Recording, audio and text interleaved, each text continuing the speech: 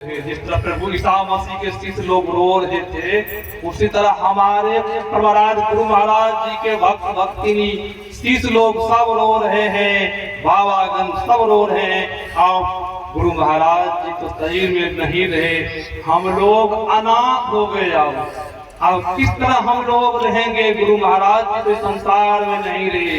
तब परमाराध गुरु महाराज जी जलती चिता में पुनः फिर प्रवेश किए और हाथ निकाल करके चिता से आशीर्वाद दिए हैं। श्री सद्गुरु महाराज की जय, श्री सद्गुरु महाराज की जय। जलती चिता से पुनः आशीर्वाद दिए सबों को। आशीर्वाद किस लिए दिए?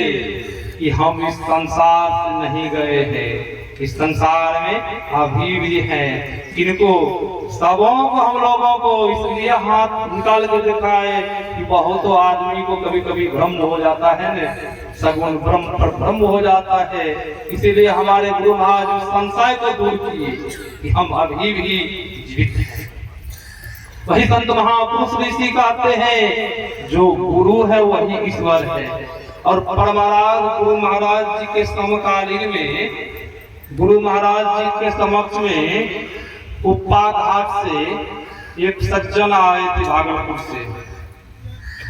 जब वह सज्जन गुरु महाराज जी को प्रणाम किए तो गुरु महाराज जी बोले, कटहल खाने का मन हो रहा है। उस समय कटहल का सीजन नहीं था। अब वह सज्जन को मन में हुआ, सीजन तो है नहीं, हो सकता है कलकत्ता में कटहल मिल सकता है। वह सज्जन अपने घर भागलपुर पहुंचते हैं। सज्जन नौकर को भेजते हैं कलकत्ता कटहल के लिए। कलकत्ता मंडी गए, हर जगह कलकत्ता में खोज करके आ गए, कहीं कटहल नहीं मिला। वहां से जब आ गए तो सज्जन से कहते हैं कि कटहल कलकत्ता में नहीं मिला, सब जगह हम खोज लिए, सब मंडी में जाकर देख लिए, कहीं कटहल नहीं मिला। वहाँ के लोगों ने कहा अभी सीजन नहीं है, अभी कटहल नहीं आता है। तो सज्जन जब रात में सोते हैं, उनको मन में होता है, गुरु महाराज जी कटहल के लिए हम कौन बोले थे? हम तो अपने नौकर को भेजे कटहल के लिए, हम तो देखने के लिए कहीं नहीं गए। नौकर गया हर जगह, कटहल देखने के लिए कटहल नहीं मिला। गुरु महाराज जी हमसे कटहल मांगे थे, नौकर से कटहल नहीं मांगे थे। हम नौकर को भेजे कलकत्ता, भागलपुर, हर जगह भेज के देख लिए, कहीं कटहल नहीं मिला। गुरु महाराज जी हमसे कटहल मांगे थे। ठीक है, सुबह होगी तो मैं जाकर के भागलपुर मंडी में देखूंगा कटहल है कि नहीं। मैं एक बार अपना से तसल्ली कर लेता हूँ, तब गुरु महाराज जी जाकर बोल देंगे कटहल नहीं मिल पाया।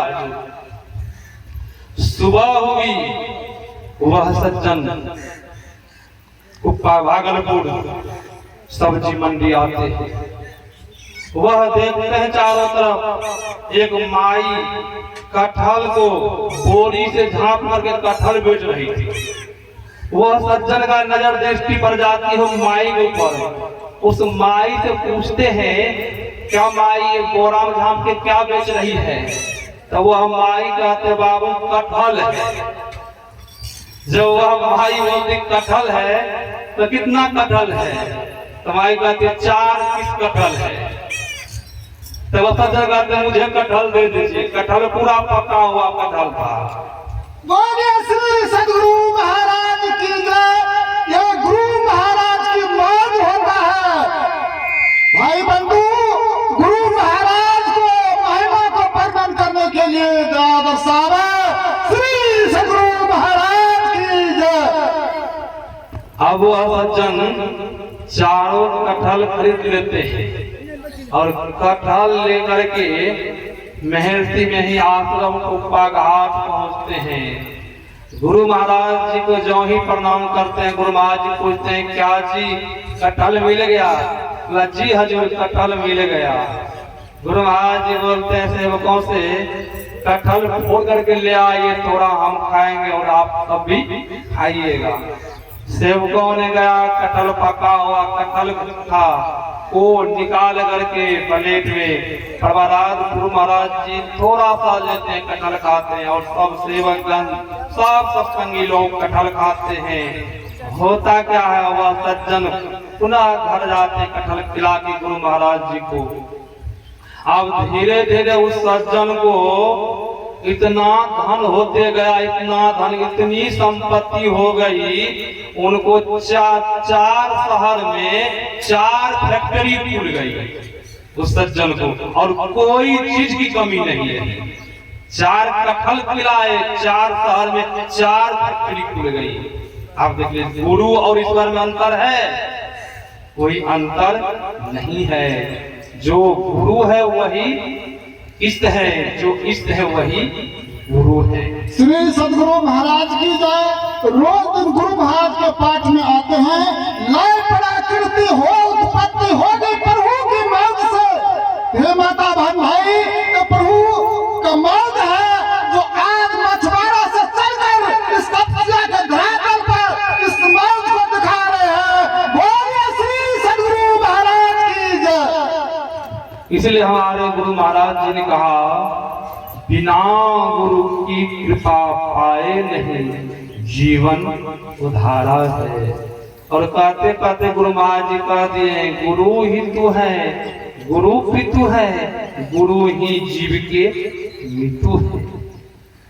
गुरु महाराज जी कहते हैं, परमात्मा गुरु है वही ईश्वर है, वही मित्र है आपका, वही सगे संबंधी है, वही आपके माता पिता सब है, वही आपका परम कल्याण कर सकते हैं और दूसरा कोई परम कल्याण नहीं कर सकते हैं।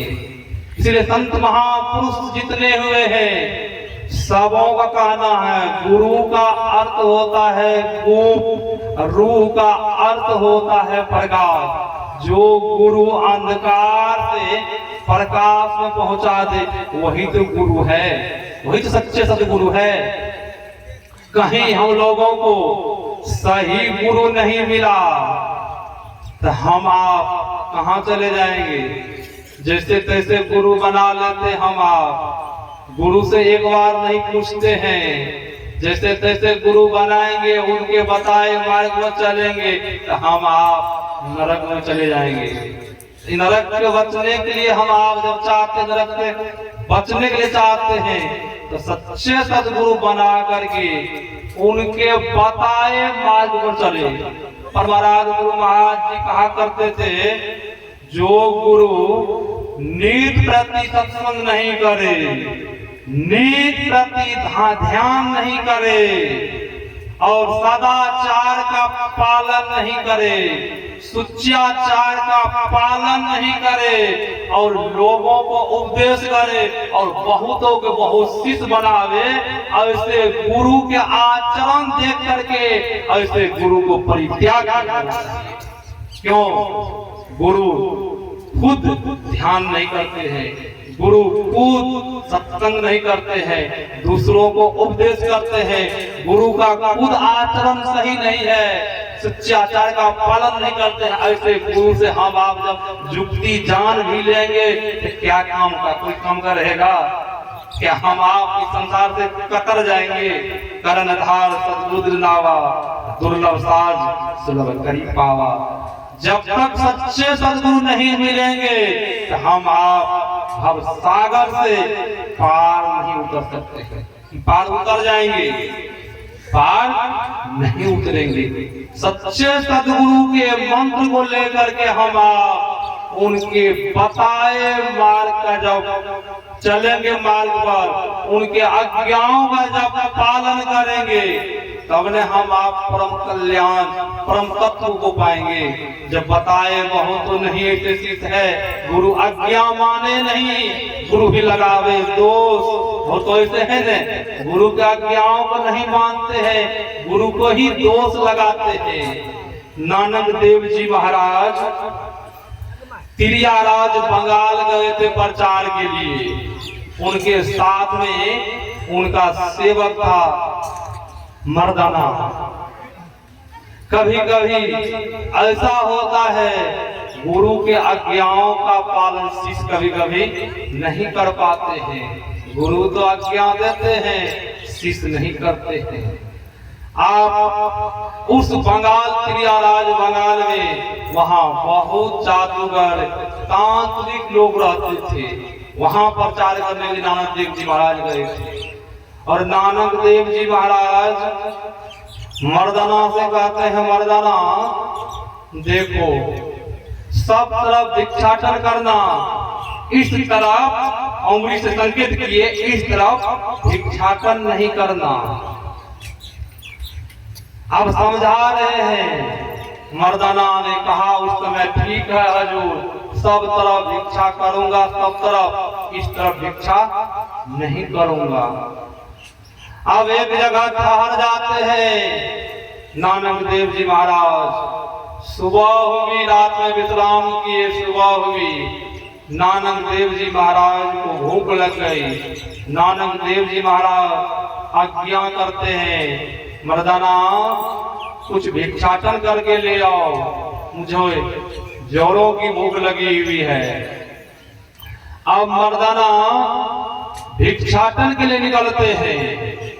जिस जगह गुरुजी ने उनको समझाया था कि सब तरफ भिक्षाटन करना, इस तरफ भिक्षाटन के लिए नहीं जाना, जब उस जगह पर पहुंचते हैं तो मर्दाना के मन में हुआ कि गुरुजी ने कहा इस तरफ भिक्षाटन नहीं करना, सब तरफ करना भिक्षाटन, तो पहले एक बार इसी तरफ भिक्षाटन करके देखते हैं इस तरफ क्या है, ये भी तो देख लूं उधर क्या है। गुरु महाराज जी संकेत मना किए हैं।